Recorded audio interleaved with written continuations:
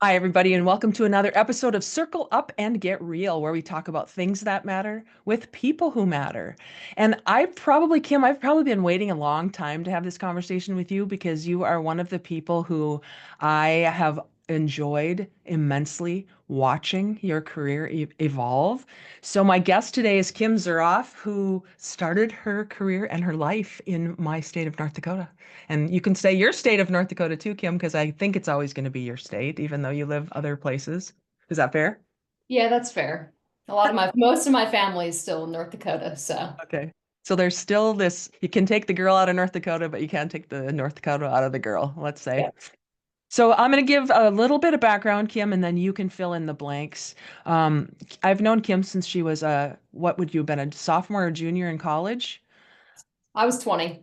20. So whatever grade that makes you. Yeah. Kim was one of my real estate agents when I was the team leader at Keller Williams in Fargo. And there's a whole other story to that, Kim, we can get into. But since then, she now, however many years later, is the director of growth at the One Thing, which we'll talk about. She's been an executive leadership, oh, probably still are, Kim, executive leadership coach at MAPS Coaching. Is that still true? Okay. Same. Former team leader in Columbia, Maryland, which we'll talk about, productivity coach Colorado, ooh, Texas. We have a lot we could talk about with those journeys, Kim. Yeah. And she started her real estate career as a college student here in Fargo. And Kim is also, I will add, a proud Air National Guard person. So she's been an Air National Guard service person and now lives, I don't even know where you live these days, Kim, Texas and Maryland, all Yes, over. I split time between Maryland and Austin, Texas. Nice. So welcome and thanks for being here. Yeah, I'm happy to be here. So like I said, I've known Kim since she was just a pup, and I still think of you sometimes, Kim, as my little Kimmy, but you're not. You have just done such remarkable things in the real estate industry. Yeah, it's been a crazy and eventful last 14 years. So you're 34, is that what you're telling me? I am 34. I turn 35 next month. In So February, right after Valentine's Day, or on Valentine's Day? on Valentine's Day. Yeah. So 35, just think what can happen in that short amount of time. So when we first met, Kim, you were, one of the first things I remember about you is taking a real estate class in college, like a college class from somebody who was teaching real estate, but who had never been in real estate. Yeah. And you were actually a licensed real estate agent at the time. And I Yeah. remember learning from you that, wow, what you learn in school is not necessarily what you use in real life. And I bet that's held true. Yeah, I mean, I would say that for a large part. I look back and I really finished college because it was something I promised my mom I would do. And so I finished college while building a business, and it was very different. I would say what's benefited me more was the real life hands-on experience. Just given the roles that I've had over the last 14 years, I pretty much have a doctorate in understanding people. And I think, being in the team leader space, you spent a couple years there, right? It's just like that hands-on world experience. You can't replace that in a book or a classroom. Yeah. Well, and I don't know about you, but it feels to me sometimes like I really got lucky starting my real estate career with Keller Williams. Oh, 100%. I mean, I've done a lot of research. I've done a lot of due diligence, a lot of, data hunting, and still to this day, I believe KW, they've got something special with their training, their coaching, their networking, the platform of KW. I mean, it's pretty special. Yeah. So. So we'll come back to that in a second. I want to know from you, Kim, when you were a kid, when you were little growing up in Bismarck, North Dakota, did you have aspirations then that you're seeing come to life now, or what was your beginning? How did you see yourself? Yeah, the thing that I really wanted to do when I was growing up, was be a teacher. And, looking at that path, like I saw, the life of a teacher, and it was very limited, right? Like I think teachers have one of the most difficult jobs, and they aren't comped what they deserve. And I look at what I'm doing today, and in a roundabout way, I'm teaching. However, it comes with a lot more freedom, right? And the whole real estate career and the whole real estate journey, like it's just teaching. It's teaching on a different level. I'm educating home buyers and sellers. And then that shifted into, hey, I'm educating agents on how to build big businesses. Now I'm educating C-level suite executives on how to increase their productivity while minimizing their time spent on certain activities, right? So it's just like everything I've done is really in the education space.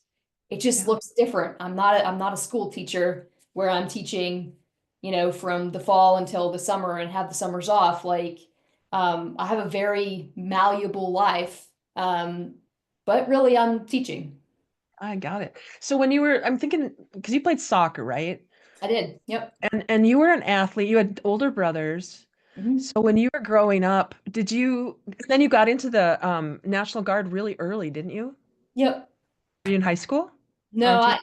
I spent 6 years in the Air National Guard. So I was 18 to 24. Okay. Yeah, What had you do that? it was my way to pay for college. Okay. Obviously, so like I grew up, standard middle class family. However, our basic needs were covered. Anything we wanted, was we had to work for. I started working at a very young age, and college was kind of one of those things of, my parents were never afforded the opportunity to go, and it wasn't, and if they did, it was not covered by anybody. But neither of them went, and so we were on our own for college. Like, and so after my first semester of college, I realized, oh my gosh, I'm racking up so much debt, and student loans cripple people today. Today, I mean, it's really sad, how much student loans cripple people, um, and so I kind of, after my first semester, I was like, I think this is the best route, and it really helped me be able to afford school, all while diversifying, Kim's skill set in life. And you had older brothers. Did they go to college? They did, yeah, yep. So somehow the three, you have two brothers, right? Two older brothers, yep. So somehow that importance of education was instilled in all of you, even though your parents hadn't had the opportunity to expand their education. Okay. So for you to get at 18 that I need to be responsible for this, it's just something that seems to be in you that isn't in everybody, in my Yeah. experience. Would you say Yeah, that's I true? mean, yeah, I would say it's a different level of, it's a drive. I've always had a certain level of drive that's, it's not, I wouldn't say it's normal. Like, Not normal. I'm not normal, Jody. Like, just some of the stuff I've done and just the limits I've pushed and the boundaries that I've played. I mean, it's not it's not normal. And that's okay. I look at it as like, it's okay. And I've known that about you since I met you. There was just something about you that you challenged early. You challenged leaders, Hmm. right? I mean, we won't get into the specifics, but both you and I had similar experiences where we challenged leaders and we kind of got our hands slapped sometimes for doing that. Yeah, And I still do today. And that's okay. so, but now you're creating it. Now you're in charge of it. You're creating your life. Yeah, 100%. Yeah. And so back then, I don't know that you knew not to do what you were doing.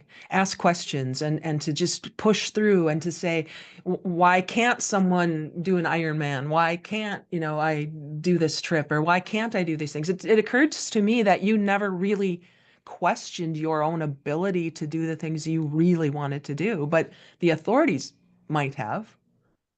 Yeah, I mean, I've always been questioned. There's always been a little bit of doubt, if people are like, oh, you can't do that. Like, there's no way you're going to make that happen. And that's like, that's the fuel that fires me. It's like, watch me. And I think, Jody, it's not been an easy journey. Like I woke up in my early 20s and I looked in the mirror and, I didn't really like what I saw. And I think it's taking a look and realizing that we have the choice to change. We have the choice to do whatever we really want to do, as long as we're okay and embracing the fear and the change that goes with it. Like I was wildly unhappy in my early 20s. And it's just like one day I woke up and I'm like, never again am I going to feel like this. Was And that, can you go back? Because I yeah, knew you in your early 20s. Where were we in our relationship at that point? Was that before you left or? I had already moved. I had already Okay. moved to Colorado. Okay. Yep. So you graduated from NDSU, North Dakota State. Yep. And I remember that first job and I remember how difficult that was for you. You moved knowing no one, right? Yep. You were a productivity coach, I think, when you started, Yeah. right? Which means that your job was having been a real estate agent for a couple of years, Yep. and you were on a team and you were successful, and you went out to Colorado and tried to fit into a system that maybe didn't know how to support you. Yeah, and I failed. I ended up getting let go 10 months in, and so I moved to across the country. I left everything in Fargo, didn't know anybody in Western Colorado, and I failed. And, so then I had to pick my stuff right back up, and I got an opportunity in Texas. And so then I moved from Colorado to Texas, and that's kind of where a few things clicked. And then I ended up building one of the top productivity coaching programs in all of Keller Williams Yep. when I So was it 24. when you were 24, and Yeah. um, I- what were the conditions in Texas that had you find this space where you could go from what you say is failing to succeeding? What was different? I mean, I think the biggest thing that was different is I really changed who I started spending time with. Mm. And, it's so the circle of people in my world completely changed. And I just made myself unforgettable to the people that mattered most. And so it's like I just kept showing up and showing up and showing up and doing and doing and doing and doing the work. And I think that's a big differentiator along my journey is people don't mind pouring into other people if they take that information and they go take action. Where it's like when and so people take offense if they pour into you and they give you their time and they give you the resources and then you don't do anything with it. And that was a huge differentiator between me and most other people.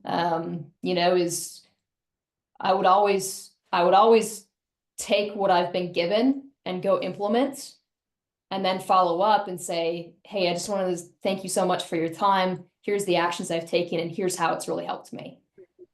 And that's how those relationships are formed.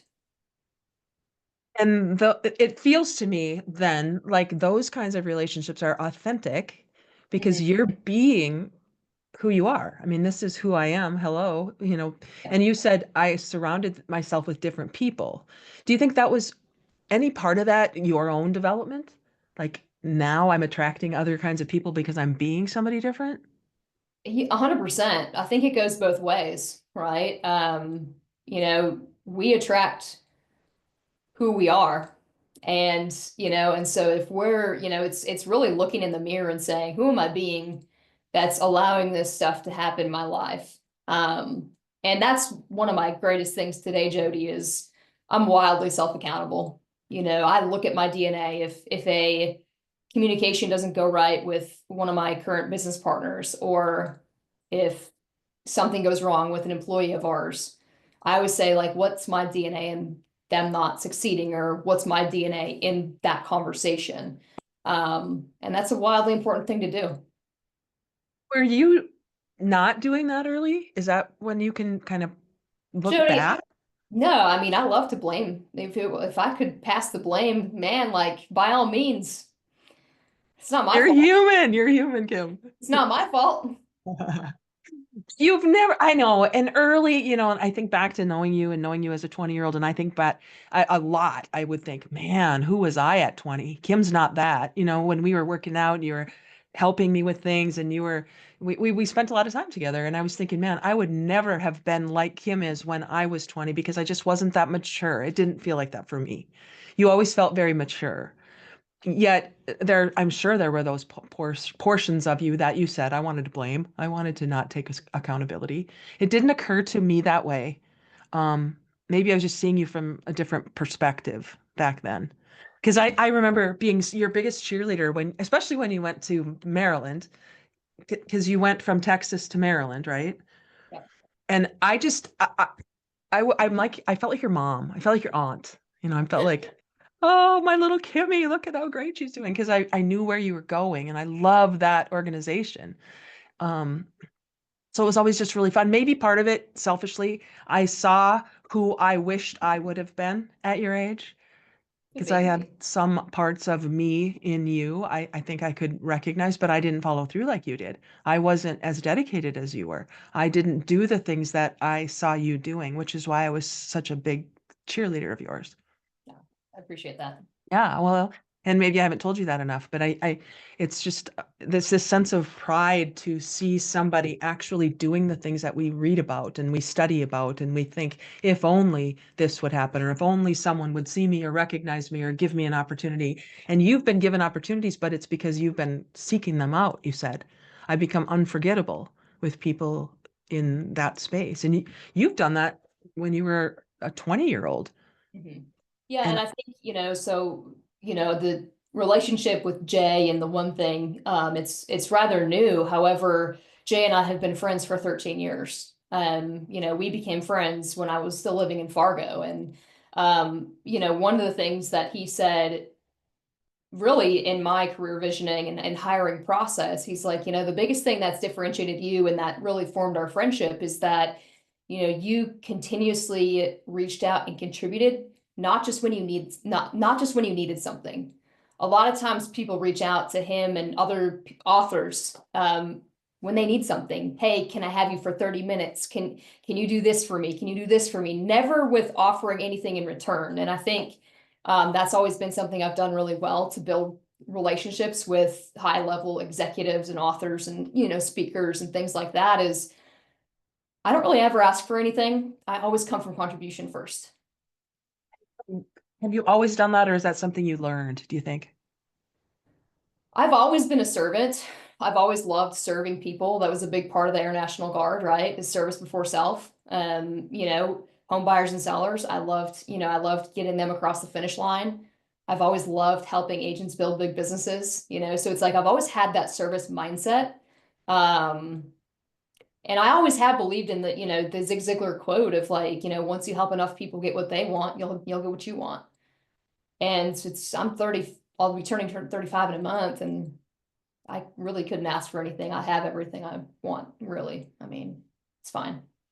So it's fine. Yeah. Is there more though? Is there more? Is there something else on the horizon? Because you're such a goal-driven person if you have everything at 35. Yeah, I think the biggest thing is the certain elements that I sacrificed for the last 14 years, right? So it's those key relationships, significant other, I put a lot of stuff on the back burner. I put a lot of relationships with people that matter on the back burner. And so now I'm kind of going back and, repairing certain relationships, the ones that matter. Um, and being more intentional about dating and different aspects there. When it comes to career, I love what I do. Uh, Yeah. I love the work that I get to do. I love the one-on-one coaching clients that I get to serve on a monthly basis. So from that element, career, like material, like I don't need anything, I'm the hardest person to shop for, people say. Because really I have, like I don't need anything. Right, right, right. And I think that that element that you're identifying now, that maybe a lot of people do it backwards or do it the other way, where they'll get the relationship first and then they'll try to see if they can figure out how to be not content, that's not the right word, but to be happy in their jobs.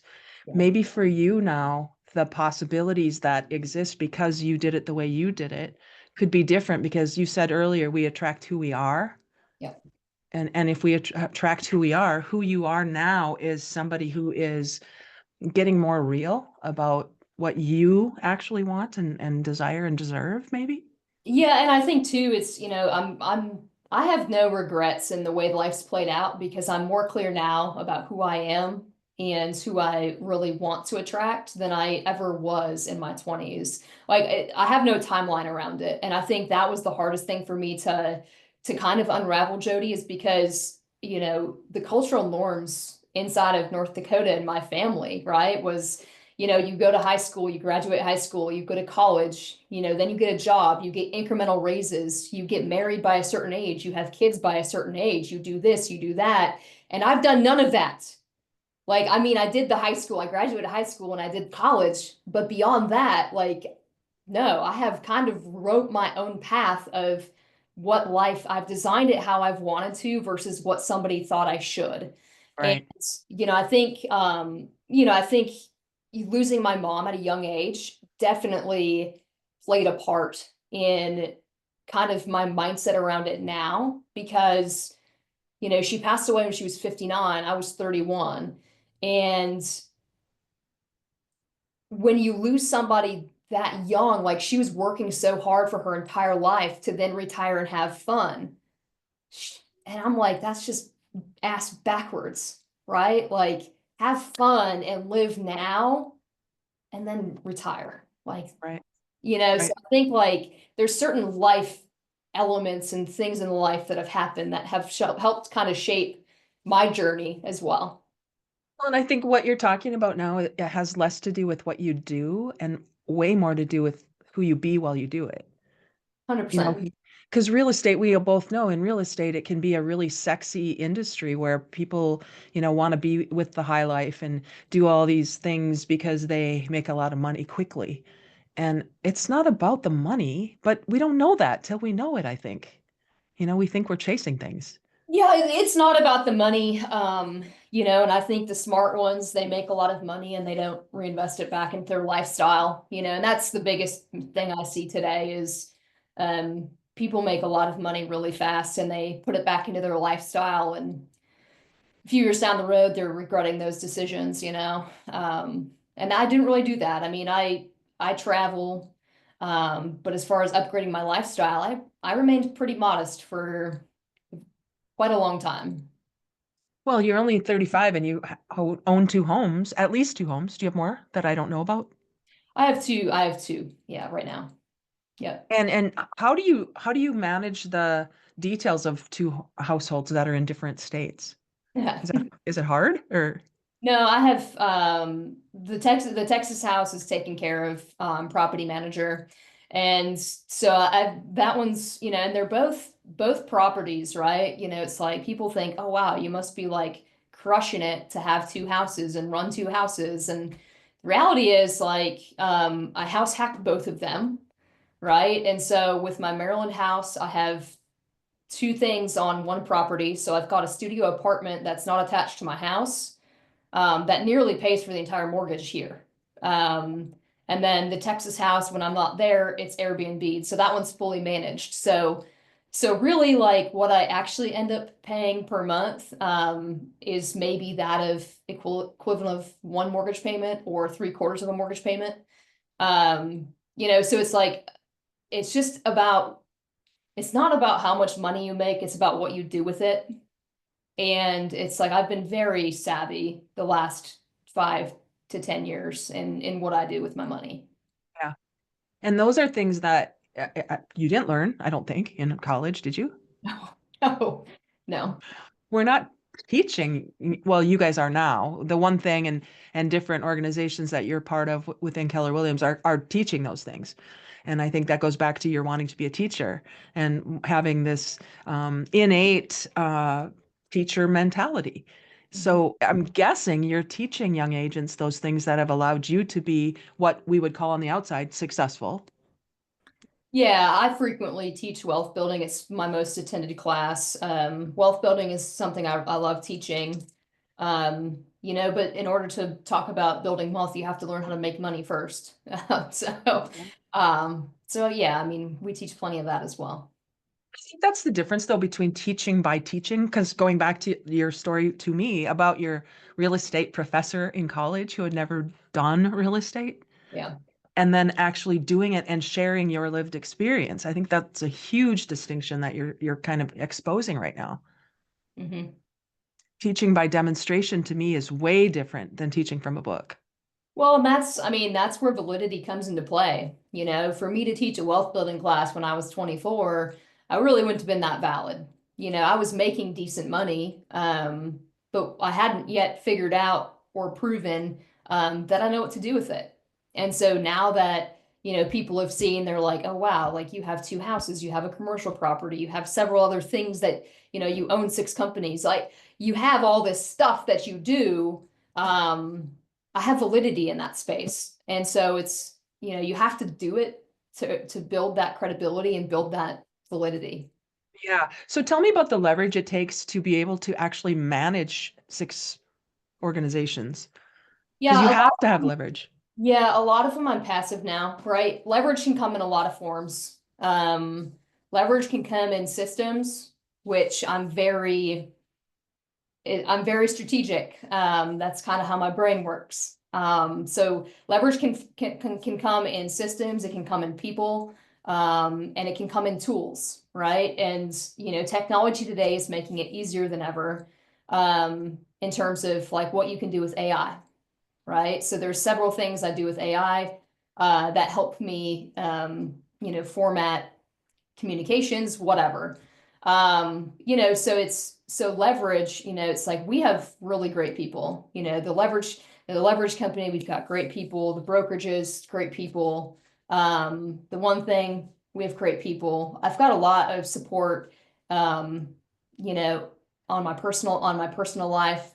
You know, I've got VAs that help me, you know, so it's not like I wouldn't say that I'm a people heavy leveraged person. I'm more systems and process. And then that allows you to be freed up in your, I suppose, mind space, heart space, maybe, to pursue and be present with the things that matter most to you. You mentioned that earlier. Yeah, I mean, that's also very strategic as well. You know, I mean, I wake up early, and I go to bed early, you know, but I'm sure to carve out thinking time. I'm at my best when I have time to reflect and process. And if I don't reflect and process, I'm a bit challenged. So I don't show up as my best self. So every morning I make time to kind of carve out my intentions for the day, you know, thinking about, you know, what am I grateful for? I get a little bit of reading time in the evenings, you know, I go take a walk, think about what went well, what areas did I really not crush it in today? Is there anybody that I need to call and just own shit with? You Do know, you focus, when you focus and you allow yourself that space, do you focus more on what didn't go well or what did? no, I mean, I focus on both. I mean, over the years, I used to always think about, I could have got 100 things right, but I wouldn't care about the 100. I'd care about the one thing I got wrong. And I would just beat the crap out of myself. And what I've learned over the years though, Jodee, is that you can't beat yourself up into greatness. And so now it's like I recognize, okay, if you did that one thing, okay, great. You know, I move on way faster than I used to. I just chalk up the lessons of what I learned Yeah. and I do my best to carry forward. So I want to talk a little bit about, I know we're kind of at a limited time frame here, but I want to talk a little bit about the one thing and what the director of growth actually does. So Yeah. let's go there first. Tell me about that. Yeah. So for those that don't know, it's this book, right? The One Thing, written by Gary Keller and Jay Papasan. So essentially, I'm building and scaling the business behind the book. And what that looks like is it's a whole array of things. Jay, myself, and our very small, tight-knit team, we're kind of redefining what that looks like. So we do a lot of like corporate speaking engagements. We do one-on-one coaching. We do group coaching. So really my role is building and scaling the company behind the book. That entails a lot of different things, right? So that's the podcast, that's all the speaking engagements, that's the programs we're building out and the different things that we're doing. Um, so yeah, that's what I'm doing. And in that, I mean, I'm on the road a bit. I personally go out and deliver some of the corporate engagements. I'm trying to say no to a lot, because it's not my highest and best use time for me to be on the road. It's truly not. We have a few great trainers that go out, but sometimes we just have to do what we have to do. What do you love about it? What do you love most about that role? Yeah, what I love most about it is, the gift that Keller Williams has, and, the one thing and stuff like that is, a lot of companies don't have these operating systems. And so what we do is, it's the surprisingly simple truth to extraordinary results. We take people's really big visions and we help them break them down into bite-sized action items that they can do each day. And so it's a lot of companies don't have that framework, those models to follow, right? And I think that's a gift of Keller Williams. And the one thing is, like, we have models that are applicable to every single industry outside of the real estate industry. And so I think what I love the most is, I think one of my strengths inside of Keller Williams is there really wasn't too many people that knew the model system and tools better than me. And people at the top of Keller Williams would say, "Yep, she knows her stuff." And I think that's what I like. I love gifting that knowledge to these companies, and just being able to see the difference it makes inside of their organizations. It's pretty phenomenal. So that's what I love. So seeing the results, planting the seeds, and then seeing the results of the seed planting, it sounds like is what you love about that. Yep. So then, given that, what is next? I mean, because I feel like you're a person who accomplishes something, and then you're like, okay, I got that. Now what? There's always got to be something else. Because let me just kind of preface this by saying you are a marathoner and an Ironman, well, all the things you've done. How many medals do you have? I mean, my goodness.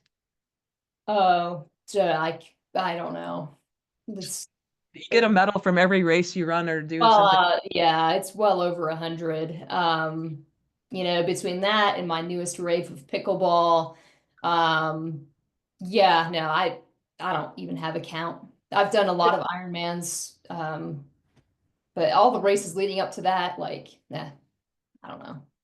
There was something in the accomplishment of it, or was it the process of it for you? What gave you the most joy? Of what? Those races. Was it the working up to it, or It's an addiction. It's an addiction, right? Like, I have a very addictive personality, and I think in my life I've just chosen to take that personality and channel it to things that have benefited me with physical health and or wealth or career. I don't really drink. I don't do anything else, but it's an addiction. Once you do one race, then it's like, you know, I operate best when I have something that I'm working towards, and so it's like to stay consistent on the training. I just kept signing up, signing up, signing up. And um, yeah, it's an addiction. But I really find joy. Some of my best thoughts come when I'm on the bike or when I'm out on a long run. Some of the best thoughts pop up in my head, and it's like, oh, I gotta stop. I gotta write that stuff down. Like, that was good. So what do you want to do with those thoughts? Like where do they go? Is there a book in you? Is there something that you're working on or thinking about? yeah, there's definitely probably in the future, I'll probably end up writing a book.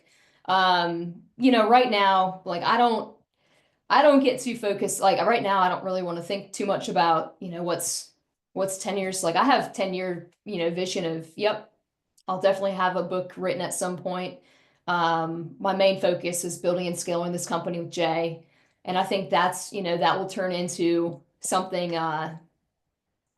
more, and that the experiences garnered in that, will make it even more. I could write a book and it'd be valid today. And at the same time, like, just the experiences I'm gaining from what I'm seeing with all these different companies and stuff that I get to work with today. It's pretty cool. So as far as like what's next, I'm just focused on building and scaling this company, and where it goes from there, I don't really fully know quite yet. Yeah. I think what I'm noticing in that is we've been taught at Keller Williams and other places about goal setting and about how, be specific, be measurable, attainable, realistic, time bound, be smart about this. But in that process, to your point earlier about how I was so focused on some things that I let go of, some things that I maybe could have focused a little bit more on, relationships for one thing. In that process of being so, you said addictive personality, what does that addiction cost you?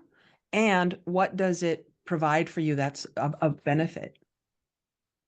Yeah, I mean, sometimes like I think what it cost me, is just what we talked about, right? It's really the counterbalancing of the one thing is like you get so focused on one thing that these areas of life drop and then you teeter back and forth of, it's like very rarely do we have a balanced life. When you're dialed in and focused on something, there is going to be something else that drops. And I think it's really just living, I mean, Gary calls it living in the extremes.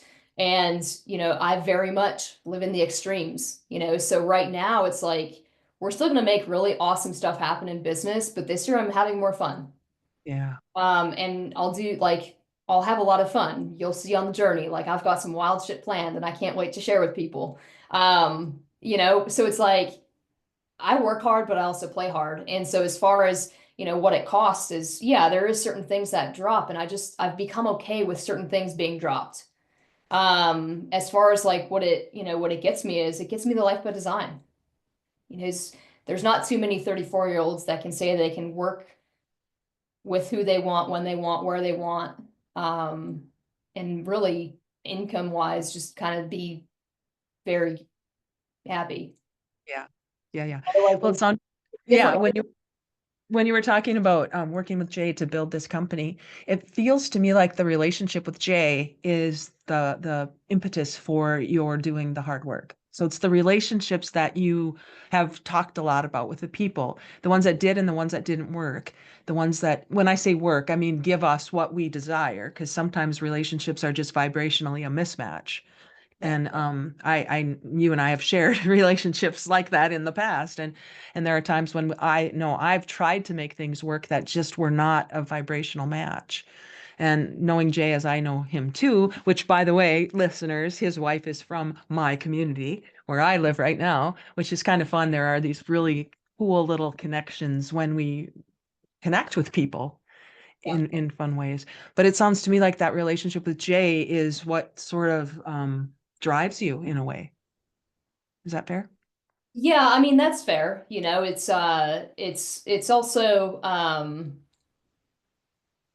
I get great joy out of building and scaling things. And, this company, the business behind the book, there's been a point in the company's history where they haven't been able to break through. And I think it's not just the relationship with Jay, it's also showing him and the other people, what's possible. And I think that's kind of what my main drive is right now. Is just like I'm on a mission to show them what's possible of what they haven't been able to break through in the past. And so it's that in addition to the relationship, I care a tremendous amount about Jay, and he's been there for me. It's like I went to their lake cabin the day after my mom passed away. And I think it's like we've had a relationship for 13 years, and it's like when you can team together and help people reach what they want, there's great joy in that.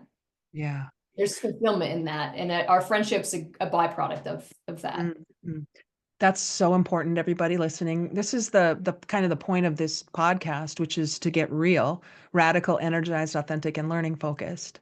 And if we can live our lives in a space that allows us to be real, who we are, who we're created to be, who we know ourselves to be deep down without having to worry about what other people say or the approval of other people or permission or all of those things that I think you know about me, Kim, that I struggled with that a long time. You saw that before I did.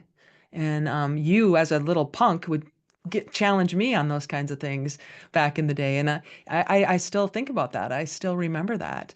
And that's why for everybody listening, age and number of years does not matter. Wisdom is not an age-related thing. And I sensed wisdom from you even when you didn't really have a place to put it back then. And so wanting to be around you and wanting to be in your space, when we did bold and when you set all the bold laws and when you did all these things, you can see, but there's something about that is who you are wired to be. And there's something really endearing about that and also really inspiring, not just for you, but for me. And so I know you do that for people. And you're in my observation, you're in a perfect place right now to continue to allow the world to see your talents and gifts, not in a, what would I say, intimidating way, Mm. but in a way that allows all of your light to shine on everybody. And thank you for doing that. Yeah, no, my pleasure. And I think, one of the things that I often say, right, is that our past doesn't have to be our prison. It can propel us into whatever future we choose for it to. And for me, it's like I never want where I'm at in life to come across as, oh wow, look at me. I more approach it as I want to show you it's possible because no matter what kind of cards you've been dealt with in life, we get to choose how to play our hand. And a lot of times people forget that we get to play our hand. Yeah. And, so it's for me, it's like I get a lot of energy about, showing people, hey, it doesn't matter where you've been. The past is the past. You can choose today to write a different future because you're holding the pen. So, Yeah. yeah. So what's if you were looking to make those more connections, more relationships, what would you be looking for, Kim? Yeah, I mean, I'm super, a lot of what we do in the one thing, right? Whether it's a small business owner or a larger organization, we're here to help people. The surprisingly simple truth to extraordinary results. We're here to help people simplify. So if anybody can be, might utilize the work that we do at the one thing, they can reach out to me. But also too, it's, big thinkers.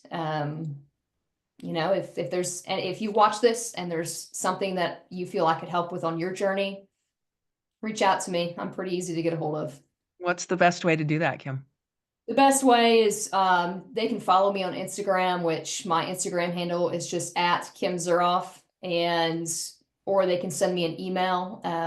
My email address is kim@theonething.com. So it's the number one thing.com. And it's just my name, kim@theonething.com. So that's the best way to reach me. Awesome. Is there anything I didn't ask you, Kim, that you want to share?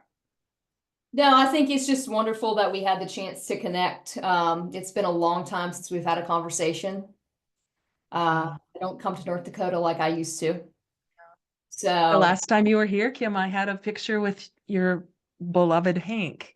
I know. Yep. So he passed away last January Yeah. and life's not been the same, but it's okay. Yeah. Kim had a dog who was just an amazing human. He was an amazing human dog. He had more followers on Instagram than I do. So let's just be real. Okay. I know he was amazing. He provided so much joy. He exuded joy. And he was just a really cool dog that came with me everywhere for 10 Yeah, years. yeah, So yeah. People knew Hank before they knew Kim in some cases. they did, Yeah. yeah. Yep. So no, I Well, appreciate the opportunity to share and be here with you yeah. today. Thank you so much for taking the time. Please, everybody, take a listen. Like Kim said, if there's anything that you hear that feels like something you want to follow up with, please do. Don't just think it's a good idea. Actually take action. And I'll make sure that all of her contact info is in the show notes. And as always, everybody, do something this week to get real, radical, energized, authentic, and learning focused. And I'll look forward to talking with you next week. Thanks, everybody. Thanks, Kim. Yeah. Hang on, hang on. My mouse is stuck.